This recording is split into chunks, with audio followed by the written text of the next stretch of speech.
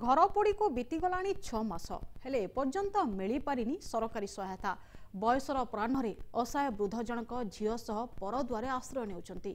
खोर्धा जिला बेगुनिया ब्लॉक इंदुपुर गाँव देखा ए रिपोर्ट। गत डिसेम्बर 12 तारिख राति प्राय 12:30 समस्ते खाई पी शोइथिबा बेले खोर्धा जिला बेगुनिया ब्लॉक इंदुपुर गाँव जम्बेश्वर श्री चंदन घरे निया लगी जाइथिला। ए नियारे सबो पोड़ी पाउंश पलटि जाइथिला।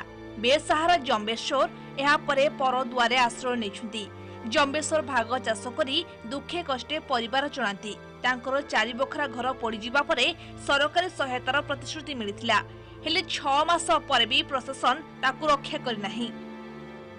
डिसेम्बर मासरे लगिला केमिति निया लगिला आमे आ कहि पर आमे शोइथिलु राति 12:30 गोटे हो घरे जाबते जिनिस कोनोसी जिनिस त हम बाहर करि परनु।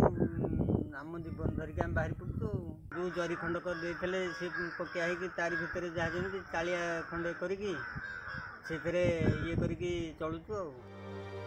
बयसर अपराह्न जम्बेश्वर बढ़िला झील को धरी पर दुआरे मुंड गुंजिछंती। झीर बाहाघर पई घरे साइदी थिबा सामग्री सबु पाउंस हो जाइछि। सरकारी सहायता हिसाब रे मिलिथिबा एबे जरीपाल ही पालटिछि सहारा। अन्य पक्षरे संपर्क रे रिपोर्ट आसिले पदक्षेप नेबाकू तहसीलदार कहिसंती। जम्बेश्वर जो घर पोड़ी गला राति 12:30 घर निया लगिगला। 12:30 निया लगे पर आम समस्ते आसिक पहुँचलु। पहुँचा अवस्था देखलु जे घर परिस्थिति भी ठीक ना पर्यंत से सरकार सहायता भी किसी मिलला ना। तेणु से या द्वारे ता द्वारे भी ये करके जमी खंडी धरिकी से चाषबास कर जहाँ चलुले से बर्तमान या द्वारे ता द्वारे बर्तमान परिस्थिति गुजरा मेटाउछंती।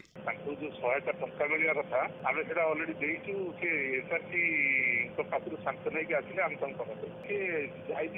शीघ्र मुझे तो पर्स कर ये देखुले जम्बेश्वर दुख सरकार तांकर जरी खंडे दे दायित्व को तुले नहीं। सरकार सहायता केबे जम्बेश्वर पाखे पहुँचुची ताहा देखा बाकी रहिला। खोर्धारू नारायण महांती, एमबीएस टीवी।